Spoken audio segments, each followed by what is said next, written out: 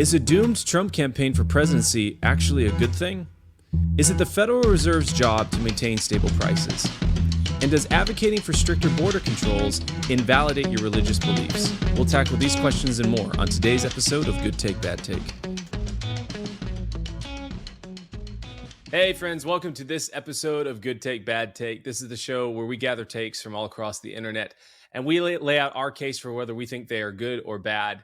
My name is Britt, and I'm here with my co-host Donald. And before we get started, make sure to like, share, subscribe, all that good stuff. You can find us on Instagram at Good Take, Bad Take Pod, and in Twitter and YouTube at Good Bad Take Pod.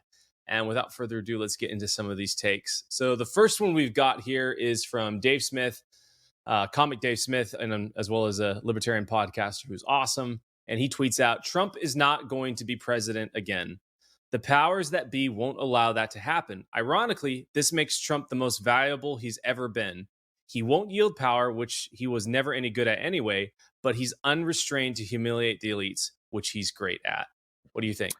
I agree with the sentiment of this, but I think while overall maybe a good take, I'm going to push back on a lot of it, because what I will say is, I agree. I don't think Trump can be president again. I 100% agree that he may very well win the Republican primary, and then they will throw every book they can at him to make sure that he cannot get power. I think that's pretty clear and apparent. Maybe I'm wrong, but that does seem to me to hold up.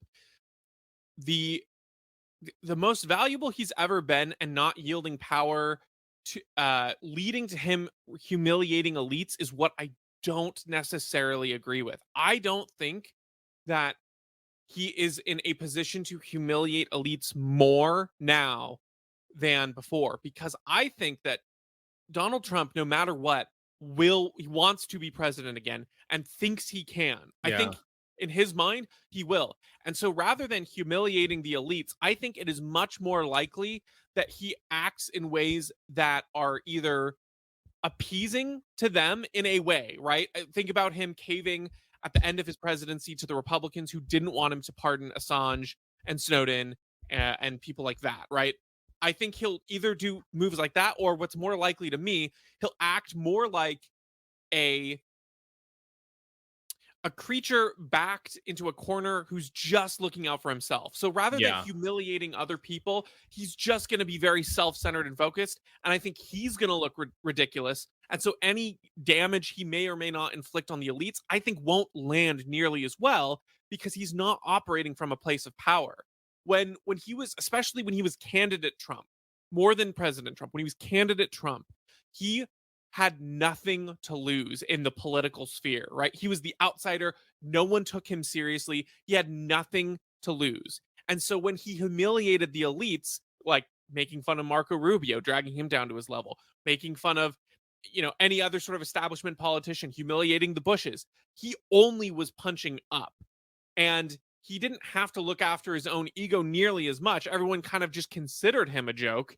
But he didn't have anything to prove, because he was already sort of at that bottom. But now that he's had power and wants it back, I think he's going to be a lot less effective in his undermining of the elites. And to me, that is the difference in his 2020 and 2016 campaigns. I think he was much less of that calm, sort of humorous and you guys are all a bunch of joke attitudes in 2020. And I think that cost him in some ways, because he felt a lot more defensive about his presidency and his power and things like that.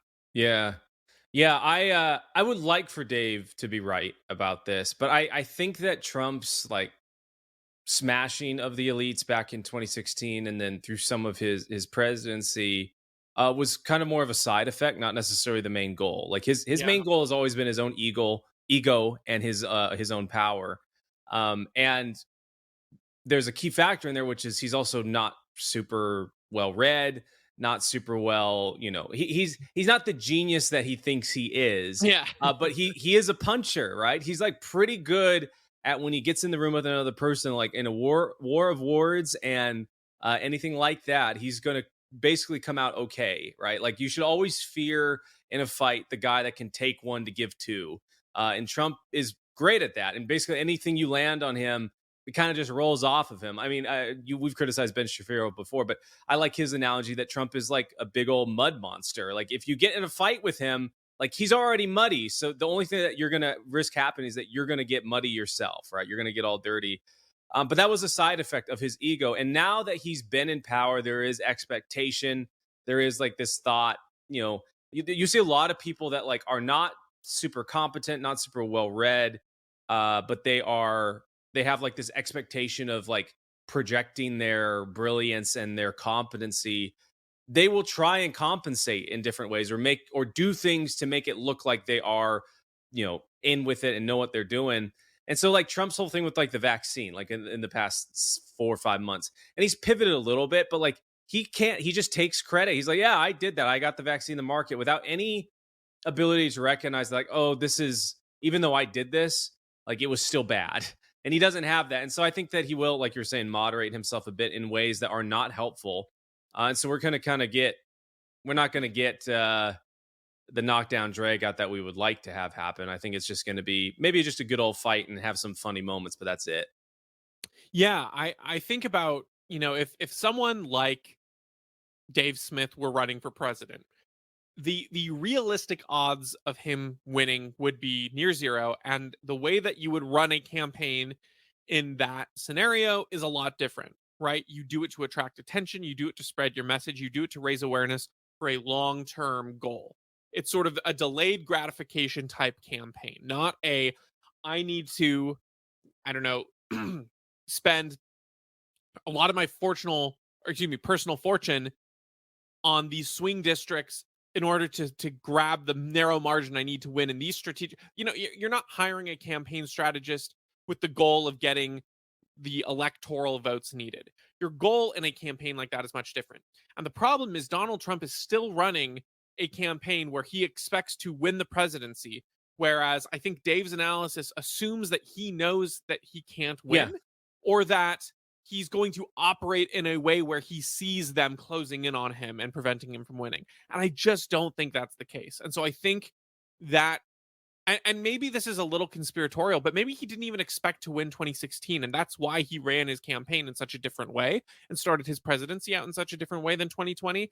And when he's campaigning to win, he becomes a little bit more telepromptery, a little bit more, he's presidential tonight because he bombed the Middle East. Yeah. And a lot more, I developed the vaccine and I take advantage of it. And he doesn't seem the scrappy, I'm just going to say what I know gets laughs and gets applause. It's a lot more, oh, I could win. I got to defend myself. I'm the winner, not you. It's me.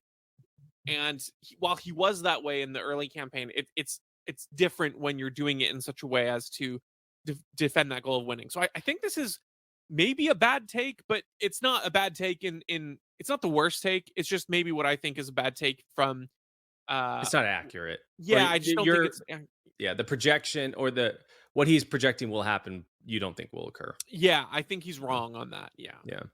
Yeah, ironically, it's the Democrat, RFK that is kind of filling that hole that Trump filled, which is, to steal their phrase, speaking truth to power, revealing the just the folly and the ugliness and the hypocrisy and pride and stupidity of our elite class. And like I was saying before, that was a side effect of Trump. I don't think he went in there knowing I need to do this. I think he was just like, I'm a puncher, and that's what happened. And people loved it because that's what matters. Whereas I think with someone like RFK, Ron Paul of the days of old, like that was their goal. It's like we probably aren't going to win, so might as well win a couple more people to our side, so that maybe someone else down the line will be able to get even more and more and more until we've changed the percentage of the country's views on things. But yeah, all the good stuff that Trump did and inspired within the Republicans, being anti-war, being skeptical of the Fed, and all these things. It's just a side effect of his desire to brawl and to humiliate people. But now that he's had, like you're saying, he's had some of that power, he wants to hold on to it. And usually when people want to hold on to power, that creates fear, and fear makes them a little bit more stiff and less likely to go all out. But maybe I hope I'm wrong. I hope you and I are both wrong on that, because I would really love to see him have a lot more Marco Rubio and Chris Christie moments where he just completely humiliates them and makes everyone realize like how just empty shells they are in reality. Yeah. And frankly, doing that in a way that is beneficial, right? I think Yes. there's some ways where, humiliating people with childish insults, Sure.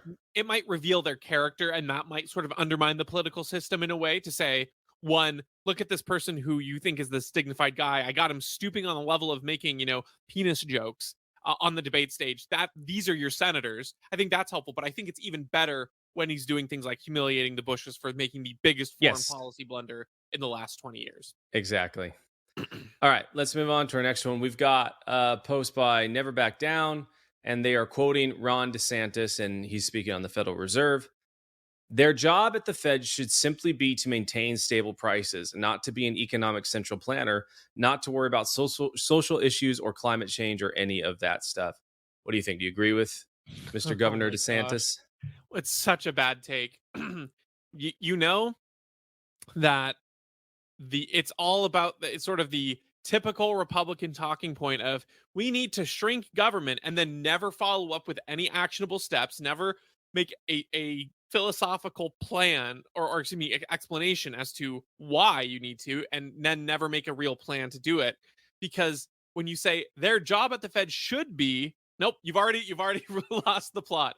If you think the Fed should exist, then you don't believe in sound money, you don't believe in real free market economics, and you're just going to allow at the bare minimum, you're going to allow the cancerous little termite to bide its time until the next person who doesn't want to keep it at bay lets it reign free, and that's assuming that he wouldn't let it reign free. I think by allowing it to maintain stable prices, that in and of itself you're admitting, well, there should be a role in it to be an economic central planner, just not as much of an economic central planner as other people want it to be, which is of course just as disastrous by degrees. Yeah, I mean the whole concept of controlling interest rates from a single entity is economic central planning. So I either he's not well read on this or he's just scared to actually say what he knows is the truth. That's like the fact that the Fed sets any sort of interest rates, that they inject any sort of money into the system, that they can guarantee any amount of loans or do any sort of quantitative easing means that they can't maintain stable prices, because a stable economic environment is one where everyone is able to make a calculus based on their own incentives and what they're reading into the market. And then the aggregate of the market is going to generally make the right calculus. And then if it doesn't make the right calculus, it's able to quickly adapt and change to that. The problem with the Fed is when they set all these different things, they haze it up. Like you've got a variable that everyone takes into an account that it might not actually be representative of reality, that people can't actually integrate into their businesses and how they make their models and whether they are borrowing or spending or investing money. Now everything is kind of in a haze, and you got to like kind of hope and cross your fingers that the interest rate goes the way that you would like it to go in the future, and that the interest rate is actually indicative of the type of economic activity that you have based your entire strategy around. So the very existence of anything central that creates money and does all this stuff is central planning. I mean, it's this is such, like you're saying, it's such a Republican, old school Republican, like no, I'm not like an anarchist, but I'm also not like a leftist. Like we need just the right amount of cancer. The right amount of cancer never hurt anyone. It's like, oh well, that's the cancer growing and spreading and destroying is a feature of it. What it's your body is supposed to do to cancer is to kill it and to get rid of it and to do away with those cells before they metastasize and grow. It's not good for those things to have any foothold at all. They're not supposed to be there in the first place. In that same way, the Fed shouldn't be here in the first place at all. Yeah, no, you're exactly right, and he's not wrong that it shouldn't be an economic central planner and worry about social issues and climate change. But the crazy thing that the Overton window shifting that far, I mean, that's the crazy thing about it, right? To say, oh, what's now considered, conservative and going back to fiscal sanity is not having the Federal Reserve get involved in a bunch of social issues. And it's like, well, of course, that's completely outside its purview, but you're not a radical for saying that. You're just embracing, last year's progressives, which is that the Fed should be a central economic planner, an economic central planner through stabilizing currency. Just the fact that you're willing to see that shows that you're not actually about the conservative principles that you want people to think you're about, but you're more just, again, just sort of a classic Republican that's going to say, oh, yesterday's progressive policies, I'll own those, and then we'll keep allowing that Overton window to shift further and further. So it's frustrating, and I think anyone who is looking for a justification to support DeSantis, if you're more libertarian, I think one by one those reasons are falling away. I know that for a while when he was less known, there were a lot of people considering, and I know I was going to say, I think was it I think Tho Bishop is a big Ron DeSantis supporter because he liked what he did in Florida for He the did a good job lockdowns. in Florida. Yeah. But it's like the more that he speaks like this, I think the more libertarians should shudder at supporting him. Yeah. I'm not even saying that they shouldn't consider reports or supporting someone outside the party necessarily. Like, I do think there might be room for that, but I would say that if you have to choose a non-libertarian to support, it's probably better to go with someone more like Vivek Ramaswamy than Ron DeSantis. I agree with you there. All right, we've got some tweets from Bernie Sanders for our next take. And he writes, I'm disappointed but not surprised that my amendment to cut military spending by 10% received only 11 votes. Somehow we never have enough money for healthcare, education, or housing, but always have more than enough money for a bloated and wasteful Defense Department that cannot even pass an independent audit. It's time to change our national priorities now. What do you think? It was going to be a good take. It was, until we got that second tweet. Does he realize that we spend the most money on healthcare than any other nation? And it's not because it's a private system. We have the worst of both. Well, maybe not the worst of both worlds, but in terms of public-private partnership, the worst of each of those worlds involved in our very costly, very inefficient, and very socialized healthcare system. It's not fully socialized, and I do think you would have worse outcomes if you go fully socialized, but you take the worst components of that socialized reality and you combine it with some of the worst components of private corporations and things like that, and you end up with our system. So you also talk about education spending. I don't know what the national trends are, but I know that I think it's most US states, when adjusted for inflation, you have increases of a drastic amount of how much each state is spending per student on education. And so to say that we never have enough money for education, that's just a really, really stupid metric as well. Now, I do agree that we have a wasted or a bloated Department of Defense that should be cut. But if your priorities are then to funnel that money into these other systems that are bloated and have way too much money and are not effective as well, then you're not really doing that much good by it. Yeah, I always am I'm puzzled by anti-war leftists that are also pro big spending in other areas, because in my opinion, you can't really have big spending in healthcare, education, or housing, as he lists it, by the government without the military enforcing the petrodollar around the world, because we have to be able to print money to fund these things. Because if people aren't voluntarily going to fund it, they're not, things are just not going to happen. And then so therefore the government has to print more and more money for it. People become more unhappy. They print more money to keep funding it, because the only reason these things aren't doing good is because they haven't got enough funding.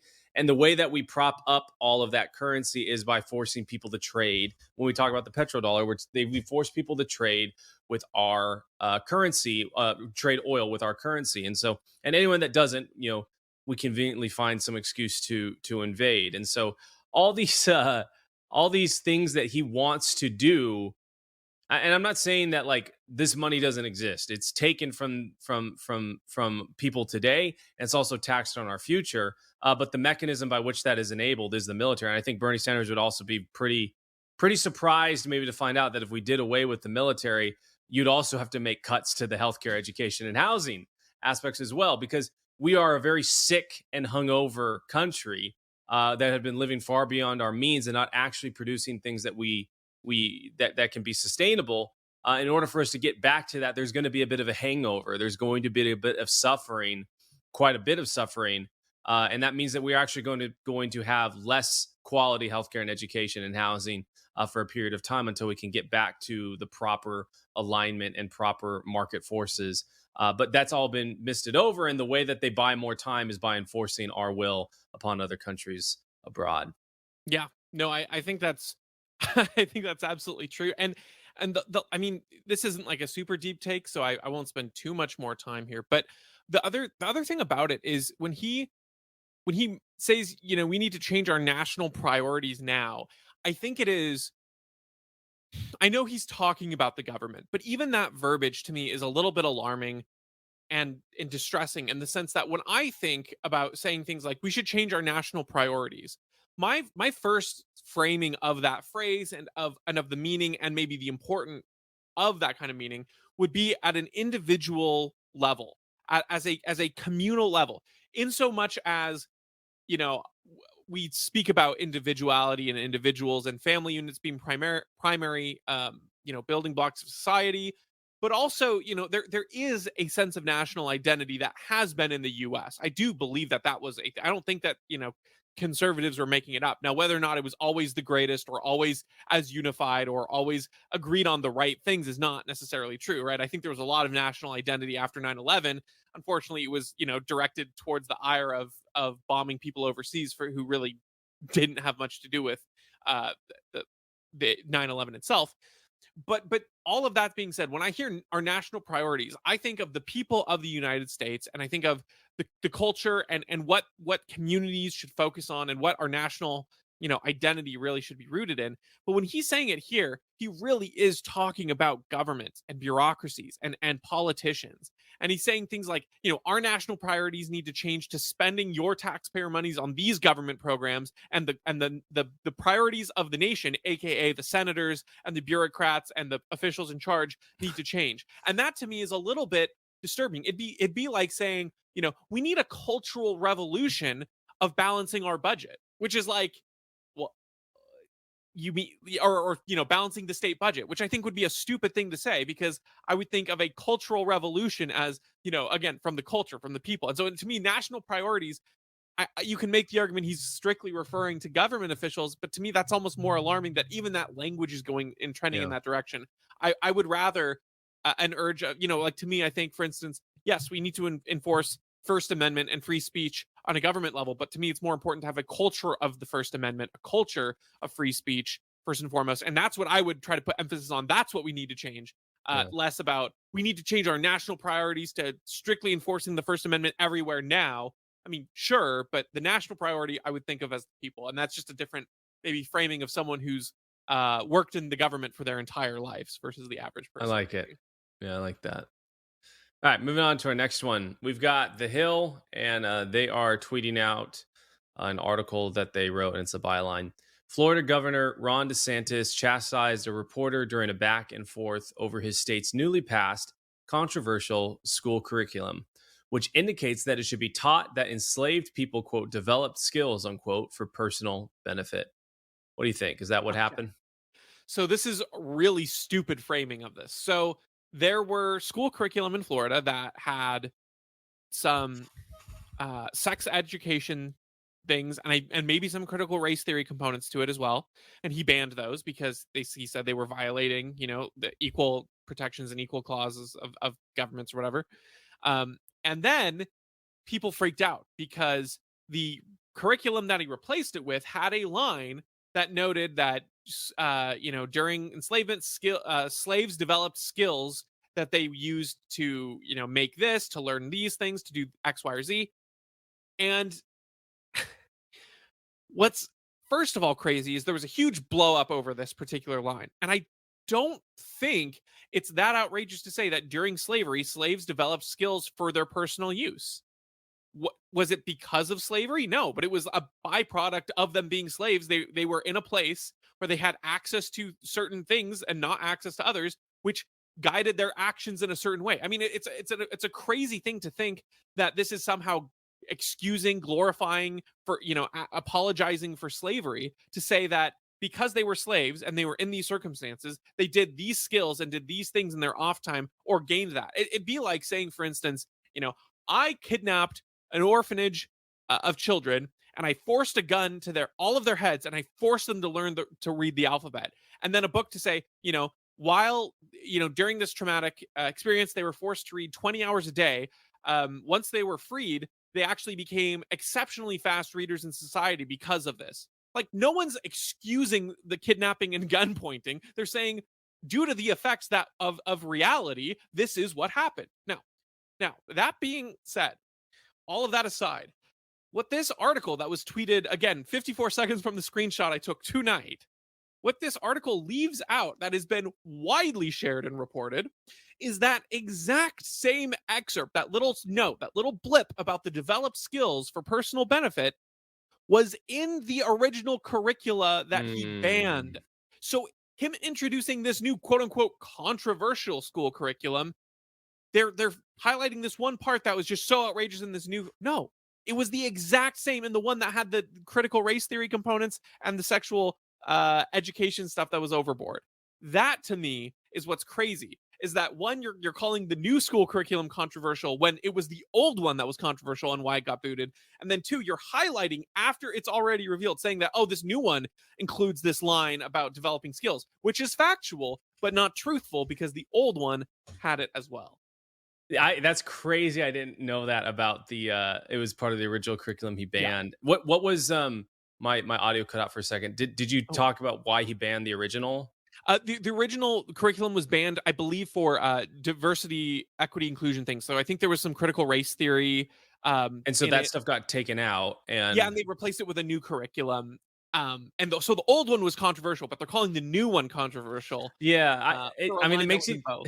I was just talking with a buddy of mine about this how like he saw someone walking around our hometown with a shirt that said I read banned books, and Yeah. it had like a picture of DeSantis on it and stuff and it's like no you don't. Like your kid does, but like the book is not banned in that like it's nationally banned. It's just maybe banned or in a certain school district. And so it's funny how these people will take any effort possible to become the victim class that is doing the cool edgy thing, and that it's so edgy they can wear a shirt walking around in public without with everyone Yeah. agreeing with them.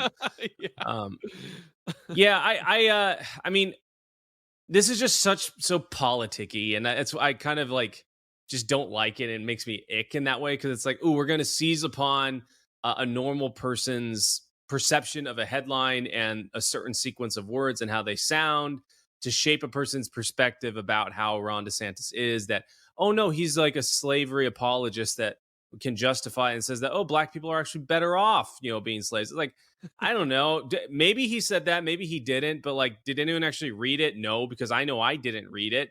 And then obviously, like you're saying, like most people don't know that the whole thing was banned originally and then brought back in. So it's just unfortunate. I think that, like you were saying, if it truly is just like, hey, like certain cultural things preceded, it's the same argument that they'll use about like redlining and stuff, which is kind of funny, which is like, yeah, there are certain cultural things that happen that created certain behaviors within a group of people, and that has led to certain types of outcomes down the line. It's the same type of logic, but one of them they can demonize, the other they can use as a bat to hit people over the head with. Both to me are valid, right? Like I think that like redlining and all that stuff was terrible and awful, and that we should care that that happened. But I also don't think the solution to that is more and more redlining in an opposite way, or penalizing people that had nothing to do with that in the first place. I think let's just like get back to base level and let everyone be free and do what they're supposed to do. And then the people that do care, because there are a lot of people that do care about this, it's about changing culture and changing mindsets. That's what's at the core of this, but no one will ever acknowledge that because that's what's inherent to the logic. It's like, yeah, people groups will develop certain types of things based on their experience over long periods of time. And if you admit that, then you realize that, like, yeah, both that they develop skills as well as that they start a little bit behind the starting line or a lot behind the starting line in some instances, both can be true. But until you acknowledge that common thread between both of them, you actually won't be able to arrive at the answer, which is personal responsibility and someone snapping a generational, slide. And it might be due to their fault or not, but at the end of the day, it comes down to personal responsibility. Yeah, exactly right. And I think you're right when you classify it as just very politicky and giving you the sort of the ick for that, because it is just a way to control narratives, to obviously smear someone that they see as a potential threat in some way, shape, or form. And it ignores the reality of the spirit of the message. And this is why I think a culture of free speech matters. Not because not because you're not legally allowed to say, oh, he did this wrong or whatever, but I think if we have more of a culture of free speech, I think people probably look into things more a little bit, right? They don't just kind of buy the idea of a narrative crafted from a I don't know, crafted from the media here. And you tend to give, I think a culture of free speech gives benefit of the doubt to when people are saying things and arguing things. You're not just going to jump to the worst possible interpretation. And when you hear something like this being so misrepresented, you probably jump to say, "Well, what's the full story here?" I want to hear. I want to hear them out, not like, "Oh my gosh, that's terrible. How could he say such things? I never want to hear from it again. I don't want to look into it. I can't even fathom to read that." It's like, maybe look at one, what the curriculum says, and then two, look at the context surrounding it. Because even if the curriculum line there was as horrible as all of these people are saying, well, why would you bring it up in this new one when it was existing in the prior one? That's not the reason to. It's like they know that the message of getting rid of critical race theory and showing inappropriate images of sex uh, education things to younger children in schools, they know those aren't winning messages. So they have to find another reason why this is bad and why this is a terrible thing, because they can't win on the message saying Ron DeSantis banned a curriculum that, taught that races are, inherently racist based on where you were born and what your skin color is. And and, you can't win on that message. And so they have to find another reason, one that ends up being completely untrue. And so I really would hope that we can develop a culture that is more skeptical of claims from the media and more willing to hear people out. One, to what the argument of the book is, and two, is is that the full picture that the new curriculum includes this line, or is there maybe more, which is that it's not a new line in the curriculum, it was Hmm. in the other one. Absolutely. All right, moving on to our last one. We got Mohammed Safa on Twitter. He tweets out a picture of a migrant father crying and holding his kids with life jackets on. And he writes, "If you think fertilized eggs are people, but parents who've crossed the oceans with their kids aren't, stop pretending your concerns are religious." As a Christian, what do you think, Donnie? I think that this is a complete bait and switch between the first half and the second half, and what the implied policy uh, positions are for people, right? So you're saying in the first half, if you think fertilized eggs are people, and then you say, but parents who cross the oceans with their kids aren't. Okay, there's your first problem. No one, even the most strict MAGA red, seal the border, close it up. They're not saying that parents with kids aren't human. Okay? One side of this political discussion literally says that fertilized eggs are not human. The other side does not say that they are not human. They say that there is consequence for their actions. Okay? So there's two very, very different, stark differences right now that make the situations that both appear in completely different with the implied policy implications. Okay? So then, second, stop pretending your concerns are religious. Okay. So now you're moving into prescribing what a political outcome needs to be based on religious procedure. Now, I agree that there should be a role where your politics is informed by religious conviction. I actually do agree that with that. But I think the problem is that this person probably doesn't hold that standard both ways, right? They probably would say things like, you have to allow migrants at the border no matter what, in every case, always.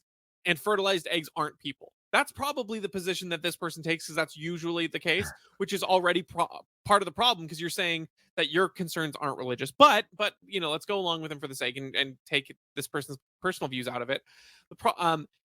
You can also believe that people have dignity, people have value, they have lives, but also that there is a cost in this fallen world to certain actions and behaviors. So, for instance, I believe that even the most heinous murderer is made in the image of God and his life has value. That does not mean that I think that that person should have no consequences for murdering people, or if he's rushing me and my family, I don't have the right to shoot him dead on the spot. That is not how that works. And so, similarly, someone who, again, is a border zealot can, on the one hand, think that a fertilized egg has done nothing to deserve the consequence of death that is completely apart from their existence, and two, that the person who came to the border with their children doesn't get automatic, adoption into the United States just because they are a human with their children, because they chose to take that action. They chose to put that, and as an individual, you are responsible for your children too. Now, I'm not saying that I 100% agree with every single policy option there. I'm not saying that I agree with every closed border argument there is, but their argument also would be, if you didn't have an open border policy, or a policy that lets illegal immigrants get away with so much, you would also disincentivize people from trying to cross over the border illegally, taking their kids on a risky journey and those kinds of things, which would also in the long run keep them safer. So all of these things, all of these things are it's this whole take is just a smattering of different scenarios that are not relatable being compared by an unfair standard that's also not relatable to the specific scenario that he's implying. The problem is that this is such a vague post that your brain autofills all these things for you, and he expects your brain to autofill. He implies a lot, and you as a reader have to infer a lot, and therefore he wins, his quote unquote argument without saying or making any kind of argument, because your brain is doing that for you based on sort of the fill in the blanks, the Google autofill search results for each of these scenarios. I also think it's like a really tricky tactic to use and appeal to an emotion like this image, which is genuinely heartbreaking and sad that we have children and families washing up on our shores, dead or severely injured because they were seeking refuge. And the trickiness comes in where it's like, yeah, this is heartbreaking. Don't you agree? And oh well, you don't agree with me if you don't also agree with my prescribed solution for how we do this. Like that's how these folks kind of turn this, is they merge them all together and they make it, you're heartless and you don't actually care about these people if you don't agree with my solution. They assume from their argument assumes from the get-go that maybe their argument doesn't, but they try to get you to assume that in order for you to care about these people, you have to agree with their position. But like, these people aren't thinking like, yes, if you and I were at the beach and we saw someone wash up on the shore, we're not going to be like talking about like, oh, the policy in Libya that caused all these migrants to have to move and all these things. We're going to help the person right there. But we would also be thinking, if this happened day after day after day after day and year after year, like, why is this continuing to happen? What is causing these people to have to take such drastic measures to get to the United States? And do we have any part of it? And if we do have a part of it, what can we be doing different than that? If you ask that question, it's so far removed from the emotional situation right in front of you that they'll just say, "Oh, well, you're just heartless and you don't care." It's like, no, like, I actually care about what's actually going on. Like, have we incentivized these people by inviting them to our border, saying it's wide open, you can come across, you have a better life, even though that's not necessarily true. So then they make this whole trek all the way up here from South America, endure all sorts of hardship and violence and humiliation, and then they get here and they can't actually come in because we can't actually sustain them. Like, that's a bad thing. That's contributing to the problem. They get up here and then you shriek at people that are saying, hey, there's an issue that we need to solve. Like that, you're not helping the issue anyways. Likewise, I think this is probably there's another famous photo of a Middle Eastern kid washing up onto a shore in Europe. And it's like, we went in and we destabilized all this stuff in Libya and Syria under the guise of humanitarianism, because they were going to be using chemical weapons and they were hurting their people and all this stuff. And the people on the left were gung-ho for that. We are the liberators. We are the world's police. We are the heroes that go around saving everyone. And the people like you and I that were like, hey, maybe we should not get involved in these places because we tend to make things worse than they already are when we do, and we create unintended consequences. You were written off at that point as heartless.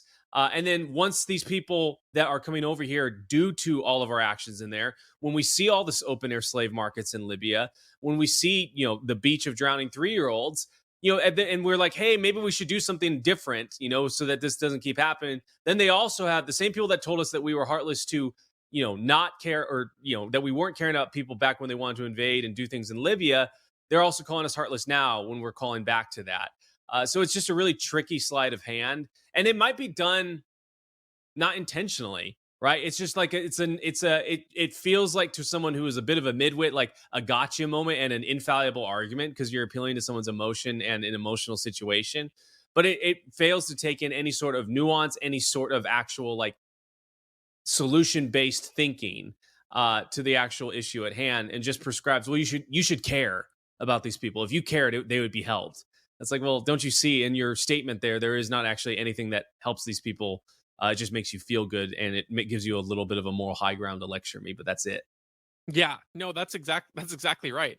Um, it it feels to me kind of like a version of a lot of they tend to be progressive policies, but I think Republicans do this too, where you well, actually, no, they definitely do this too, where you make the move of the political, the politically difficult move early. You make, like, for instance, you create a policy to say, hey, we should go invade this country, or we should go open our borders, we should call people in, or whatever. You do the thing that the consequence then arrives after the fact. You do the thing first that's easy, and then the consequence arrives.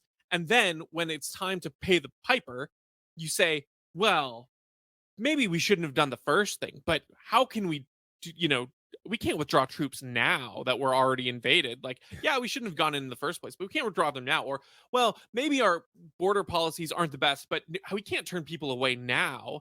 And so that's the game of chicken they'll always play, where they don't have to pay. It's always innocent people in other areas who then have to pay the consequences of them doing some action. And Yes. so if you make the innocent people pay, then maybe you can reset the policy or get things sorted back at home. But they don't end up paying the price for that.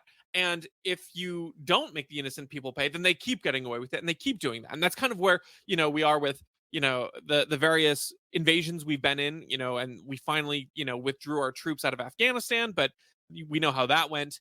It's where we are with border policies in many ways, and it's where the U.S. just population is with the dollar and with inflation.